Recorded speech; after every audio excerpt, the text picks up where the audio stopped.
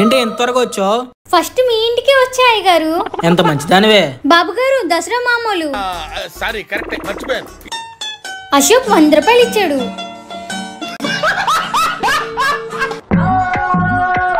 ఈ మాత్రం ఇస్తే చాలు చెల్లరైపోతారు.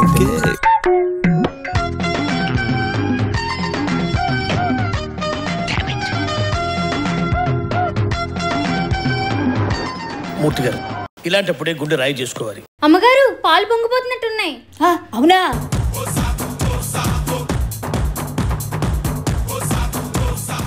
అయ్యో నేను పాలే పెట్టలేదు. అయిందా? బాగైందా? ఏంటిది ఎక్కడుంది? ఏంటి బాబన్నా? అప్పుడే తుడిచావా? అంటే అది సరే గిన్నెలతో. ఏంటి 4 ఇంట్లో కలిపి ఇక్కడే ఉన్నాయి? అవునా? ఏంటి అలా చూస్తున్నావు?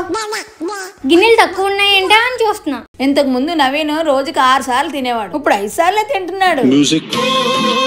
నెక్స్ట్ పార్ట్ కోసం సబ్స్క్రైబ్ చేయండి.